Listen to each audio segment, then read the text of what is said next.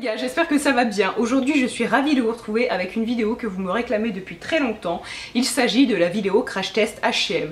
Avant de rentrer dans le vif du sujet et de vous balancer le crash test, je voulais un petit peu vous parler de mon expérience en boutique, puisque il est assez rare en général, lorsque je vous fais des crash tests, je passe toujours la commande sur internet et je vais rarement en boutique, pourquoi je sais pas. Et là hier donc je suis allée chez H&M, j'en ai profité pour acheter 2-3 autres choses, mais surtout j'ai passé du temps dans le rayon maquillage et j'ai été quelque peu déçue.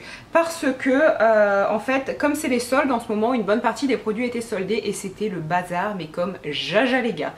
C'est-à-dire que la plupart des produits, en fait, même les neufs étaient ouverts et testés.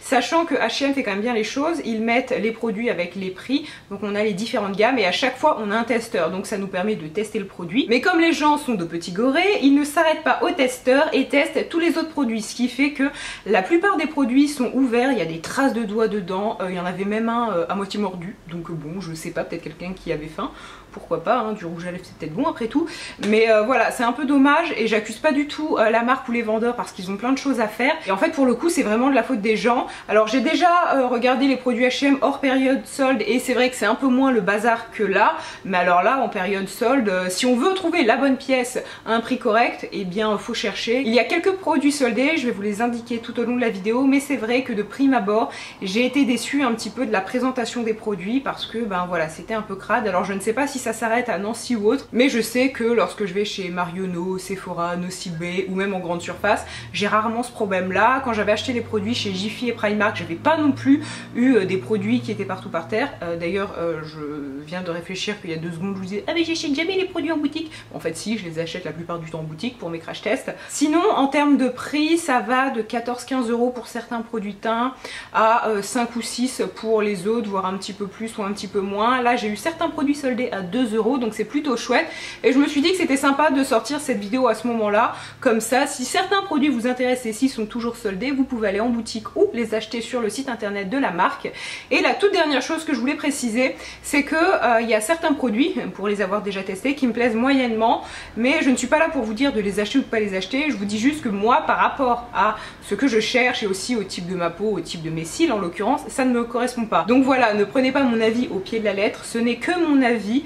Ensuite moi ce que je vous conseille c'est d'aller en boutique, de tester, de voir ce qui pourrait éventuellement vous plaire. Bref, j'arrête de parler, on va passer au crash test. Donc le premier produit avec lequel je vais commencer c'est le fond de teint qui se présente dans un petit emballage comme ceci.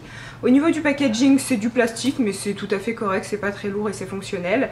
Et c'est le fond de teint au fini flawless. Je sais qu'il y avait plusieurs finis, notamment un fini mat et un fini lumineux si je ne m'abuse. Dans tous les cas si vous allez chez H&M vous verrez il y a différents fonds de teint. Je crois même qu'ils avaient des bébés crème. Donc je vais appliquer, alors il est très liquide, j'ai pris la teinte la plus claire et je vais mettre un peu plus d'une pression. Puis je me munis d'un pinceau herborian qui est tout à fait fantastique pour le fond de teint et j'applique la chose sachant que la texture est vraiment hyper liquide. J'ai rarement vu un fond de teint aussi liquide. Au niveau de la couleur, je pense que vous voyez bien. Donc il est assez clair pour moi, ce qui est génial parce que c'est parfois difficile de trouver des fonds de teint à ma couleur de peau. Je vais quand même en remettre un petit peu. Donc déjà le premier point c'est qu'il ne semble pas hyper économique parce que d'habitude pour mon visage je mets environ une pression. Là j'en ai mis 3.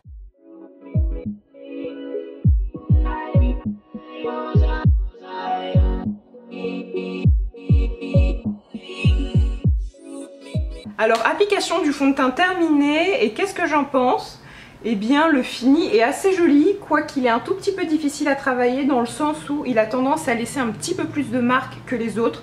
Je travaille toujours mon fond de teint avec le même pinceau et celui-ci à certains endroits j'ai dû faire plusieurs passages pour être sûr que le fond de teint ne laisse pas de marques. C'est pas non plus le plus beau fond de teint de toute la planète, il n'y a pas de quoi se taper le cul par terre, mais pourquoi pas. En revanche, ils indiquent un fini flawless, mais si vous n'avez pas beaucoup d'imperfections. Si vous avez besoin de beaucoup de couvrance, c'est pas forcément celui-ci que je vous conseillerais. C'est assez naturel, il embellit réellement la peau. Bon, on voit toujours mes cernes, donc je vais appliquer un anti-cerne par-dessus. Mais il fait très bien son travail, et surtout la teinte la plus claire est adaptée, donc je suis contente. Et ma foi, c'est un produit, je dirais, plutôt satisfaisant. Puis le deuxième produit que je vais appliquer, c'est un anti-cerne, et j'étais vraiment ravie de trouver un anti-cerne, parce que jusqu'à présent, un des meilleurs meilleur anti-cerne que j'ai pu tester, c'est celui de Primark qui coûtait je crois 2 ou 3 euros.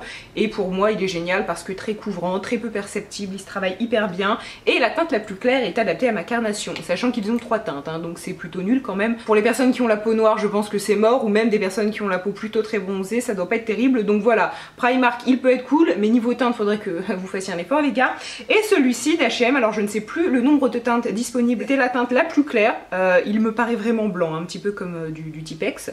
Donc j'ai espoir que ça ne fasse pas effet Tipex sur ma peau, mais je suis très contente de le tester puisque comme je vous l'ai dit jusqu'à présent, le meilleur anti-cerne pour moi c'est un anti-cerne très peu cher. Et celui-ci se présente un petit peu de la même façon, j'aime beaucoup les anti-cernes avec un petit embout comme ça. Donc c'est parti. Alors effectivement, il est très clair. Oh merde! Alors je pense que vous l'avez vu, je me suis fait une grosse trace, mais alors... Oh il pue! Oh il sent le poisson! Oh sérieux les gars? Bah alors non, il sent pas véritablement le poisson, hein, t'as pas l'impression de t'appliquer du saumon sur la tronche, mais il y a une petite odeur qui me dérange. Le fond de teint d'ailleurs je ne vous l'ai pas dit mais il n'y avait aucune odeur donc tip top. Anti-cerne posé, j'ai l'air fine comme ça. Ensuite je vais venir l'estomper avec un pinceau Kat Von D. Je ne sais pas lequel c'est celui-ci, si c'est le pinceau 40 qui est tout à fait génial pour estomper du correcteur ou d'ailleurs aussi pour estomper un fard à paupières, mais je le trouve plus efficace pour des matières liquides. Donc on va venir un petit peu travailler la bête.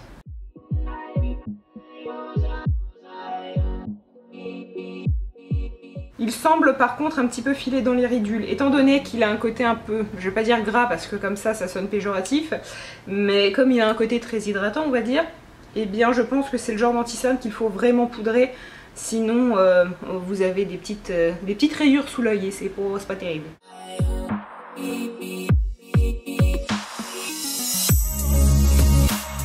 Très sérieusement, oui, ouais, non, c'est bon, mon avis est fait. L'anti-cerne de Primark est beaucoup mieux. Celui-ci, il est pas très couvrant, quoi. Ça ou du pipi de chat, c'est un peu la même. Moi qui ai les cernes bien violacées, dégueu, ben là, on les voit toujours. Donc c'est un peu décevant. C'est un produit qui coûte je crois 7 euros. Et pour 7 euros je pense qu'on peut trouver mieux. Surtout que le grammage est pas ouf, c'est 2,2 ml. Il a ce fini un petit peu trop lumineux. Donc je trouve que lorsqu'on a des cernes un peu creusées comme moi, ça les met en avant. Or c'est pas ce qu'on cherche. Et surtout, ben là ce côté violacé, on le voit toujours. Donc bof, pas spécialement convaincue. Le pire c'est que là je trouve à la caméra c'est pas si dégueu que ça, mais je vous assure qu'en vrai c'est moyen, on va dire que c'est la caméra qui m'arrange. En revanche je n'ai pas de poudre de la marque à tester, donc je vais prendre ma poudre habituelle, celle de By Terry, qui est tout à fait fantastique. Pour un côté flawless c'est la meilleure poudre du monde, certes elle a un coût, le packaging je le trouve un peu moyen parce que comme vous voyez il y a beaucoup de produits qui va dans le tamis, enfin dans le tamis d'ailleurs qui n'en est pas un, donc ça c'est un peu dommage, mais elle est tellement fantastique que si vous avez besoin d'une poudre à vie, achetez celle-ci. Vous ne trouverez pas mieux. Alors me revoilà avec un petit peu d'ombre à paupières, un petit peu de bronzer et de l'enlumineur parce que c'était des produits qui n'étaient pas disponibles. Les ombres à paupières c'était une catastrophe, il y avait des traces de doigts sur toutes presque. Donc j'ai préféré ne rien tester. En revanche j'ai pris un mascara, il y en avait pas mal à vendre de différentes sortes, certains pour le volume, d'autres pour la longueur. Je vous mettrai la référence complète en barre d'infos. Moi j'ai choisi celui avec la brosse qui me semblait le plus sympathique par rapport à mes cils, donc on va voir ce que ça donne. Alors je vous fais un close-up pour que vous puissiez mieux vous rendre compte. Il fait pas mal de paquets en fait. Pour les personnes qui comme moi ont des cils assez longs mais qui ont besoin d'être structurés parce qu'on n'a pas beaucoup de volume et que surtout nos cils ont tendance à faire une pagaille pas possible entre eux, ben là en fait ça fait sac de nœuds quoi. On dirait que j'ai 3 poils qui se battent en duel. Comme ça c'est pas fantastique, hein. L'effet est très naturel. Je sais pas ce que vous en pensez vous. Je vais faire le deuxième œil et puis je vous montre. Alors voilà le résultat du mascara et en vrai je suis plutôt mitigée parce que je trouve vraiment que ça me fait des pattes d'araignée. C'est-à-dire que ça les met pas du tout en avant quoi. Non c'est même dégueulasse, hein. Je trouve que à la caméra, bon je sais pas ce que ça va rendre, je verrai quand je ferai le montage, mais quand je me regarde en vrai, c'est pas fantastique du tout. Ouais, comme ça on se rend bien compte. Non, c'est pas, je peux pas dire que ce soit joli quoi. Donc me revoilà avec le mascara appliqué. Et comme les plans rapprochés vous l'ont montré, ce n'est pas du tout un mascara qui me va. Après, ce que je tiens à préciser, c'est que le mascara, c'est le produit le plus personnel du monde. Moi, il se peut que je n'apprécie pas un mascara parce que justement il me fait des cils grossiers. Là en l'occurrence non, mes cils sont pas grossiers, mes cils sont juste moches et on croirait des poils de balai. Mais sur vous, il pourrait être tout à fait magnifique. Ça dépend vraiment de la nature de nos cils. Moi, pour vous aider, en ce moment, je peux vous dire que j'ai des cils très longs, pas excessivement nombreux et j'ai pas non plus un volume de ouf. Ils ne sont pas non plus recourbés mais ils sont très longs. Et si comme moi vous avez des cils très longs mais plutôt plats, ben fuyez quoi, c'est pas du tout un mascara qui va les mettre en avant. Cependant il y avait plein d'autres mascaras donc je ne doute pas que leur mascara soit très très bien. C'est juste que là dans mon cas particulier ça ne va pas du tout. Maintenant on va appliquer un blush qui se présente comme ceci. C'est un blush que j'ai eu soldé puisque vous le voyez c'est marqué en gros, je l'ai eu à 4 €, 3,99 € pour être précise. Ce qui est plutôt peu, donc je suis ravie. Il se présente dans un petit emballage comme celui-ci, donc c'est plutôt mignon, c'est top. C'est en plastique mais c'est solide, ça va. Ça ressemble un petit peu au blush Orgasme de NARS si vous l'avez déjà testé, quoique celui-ci est un petit peu plus orangé. Donc j'en prends comme ceci, sachant qu'il me semble assez irisé. Ah oui, alors d'ailleurs je ne l'ai pas précisé mais j'ai appliqué un highlighter comme vous voyez et c'est l'highlighter du Dior dont je vous ai déjà parlé et qui est totalement fantastique. C'est le 002 Holo Gold, donc de la collection Dior Skin Nude Air. Voilà, comme ceci. Alors au niveau de la pigmentation, je ne sais pas ce que vous en pensez, mais c'est pas très pigmenté, hein. Disons que faut avoir la main lourde. Je trouve qu'à la caméra on voit quelque chose. En vrai aussi, mais il faut en mettre plusieurs fois. Donc ce qui est pas plus mal, hein, vous allez me dire, comme ça vous avez peu de chances de vous louper. Au niveau de la contenance, c'est 5 grammes, donc c'est quand même pas mal pour un blush. Et la couleur, je la trouve très jolie, c'est très naturel et je pense que ça pourrait soir à une multitude de carnations. J'adore employer ce mot soir, c'est vraiment du snobisme parce que personne ne l'emploie, il est même pas beau à dire et je suis même pas sûre que ce soit 100% correct de l'employer. Il s'y est oui, mais soir à l'infinitif, pas trop. Bref, ça existe hein, quand même, ça existe, on s'en fout. Donc pour le blush c'est fini, j'ai fait les close-up, on va voir comment il tient, mais disons que niveau pigmentation c'est moyen. Après la couleur est ravissante, donc si vous avez le teint relativement clair je pense que ça peut aller. En revanche je pense qu'il peut aussi être très joli sur une peau plus mate, mais vous allez devoir en mettre plus, donc selon moi la couleur va à tout le monde, est plutôt universelle, mais comme il marque peu, plus vous allez avoir la peau mate et plus vous allez devoir en mettre et avoir la main hyper lourde, donc ça peut être un petit peu chiant. Bref, maintenant je passe au rouge à lèvres et c'est un rouge à lèvres en fait qui se présente en crayon comme ceci. J'aime beaucoup la couleur, celui-ci aussi je l'ai eu en solde et il coûtait 1,99 €, donc à ce prix là j'aurais eu tort de me priver. Et c'est la couleur Let's Mambo et ça ressemble un petit peu au crayon mat de NARS, donc si il est similaire au niveau de l'effet et au niveau de la tenue, c'est tout à fait génial. Donc ce sont les Lip Color To Go. Alors ils sont pigmentés comme vous voyez, la couleur est hyper estivale, elle est charmante. Donc voici pour l'application du rouge à lèvres et là pour l'instant sans aucune hésitation c'est le meilleur produit que j'ai testé, c'est-à-dire qu'on va voir comment il tient, mais au niveau de l'application il est très agréable, il est un chouïa, j'ai bien un chouïa collant, mais ça on va voir comment il évolue.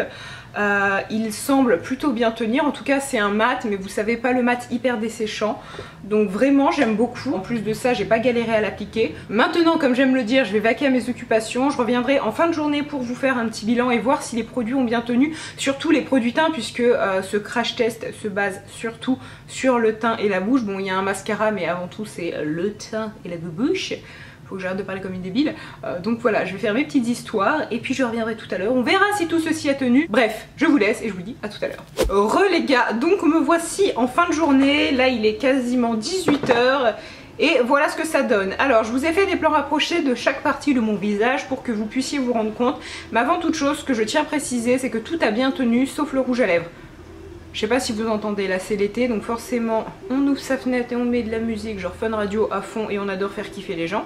Ou pas hein, d'ailleurs au passage, mais désolé voilà pour les bruits, pourtant je vous assure que toutes mes fenêtres sont fermées, mais là ça braille dehors, des os pas des os. Le rouge à lèvres n'a pas vraiment bien tenu, après j'ai mangé, du coup j'ai pas du tout fait gaffe à mon rouge à lèvres, j'ai même oublié l'idée de cette vidéo, et avant de refilmer ma vidéo je n'ai pas réappliqué du produit, j'ai tout simplement mis un petit peu de baume hydratant et en fait ça m'a permis de réharmoniser le tout et de réuniformiser en fait l'ensemble de la couleur, parce que comme vous allez le voir en fait c'est les pages de couleur qui s'en vont, ce n'est pas le rouge à lèvres en entier, c'est plutôt la couleur couleur qui devient craquelée. Tout ça pour dire la tenue est plutôt moyenne pour le rouge à lèvres. Il a un fini aussi un petit peu collant. Au début c'est pas dérangeant, mais au fur et à mesure des heures c'est un peu chiant parce qu'on a la bouche qui colle.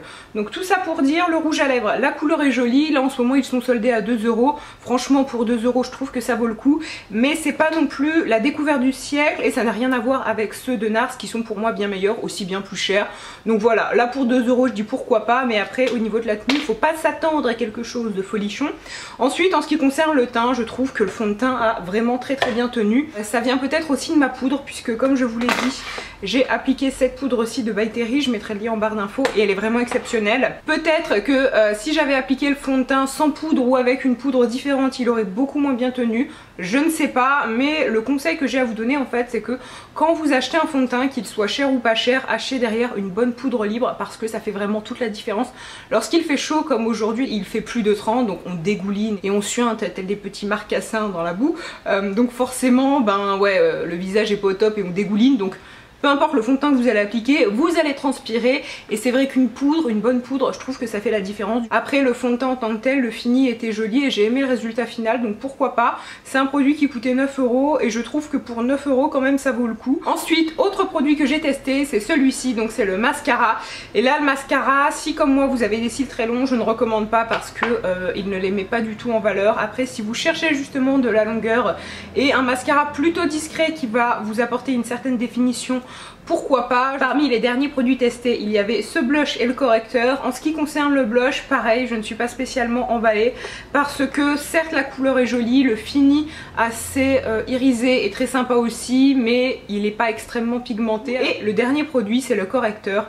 Et le correcteur, je le recommande pas vraiment. Pour être tout à fait franc, je ne pense pas que je vais le réappliquer parce que mes cernes sont encore visibles, donc j'ai mis vraiment beaucoup de poudre pour justement les cacher. Mais normalement, lorsque j'utilise mon correcteur habituel, c'est-à-dire soit celui de Maybelline l'effaceur, soit celui de Saint Laurent le Hours, les deux en fait, j'ai besoin de les appliquer et juste de les appliquer. Après je mets de la poudre et basta. Or là j'ai vraiment besoin de mettre 4 kg de poudre pour en fait rajouter de la couvrance. Au niveau de la tenue ça va, mais aussi un autre point que je n'aime pas, c'est qu'il a un fini un petit peu brillant, hydratant, et je trouve que c'est pas terrible quand on a des cernes un peu creusées comme moi parce que ça les met en avant et ce n'est pas ce qu'on cherche. Écoutez, sur ces très bonnes paroles, ma vidéo est finie. Moi je vous embrasse très fort, plein de poutou poutou, et surtout je vous retrouve lundi. Bye.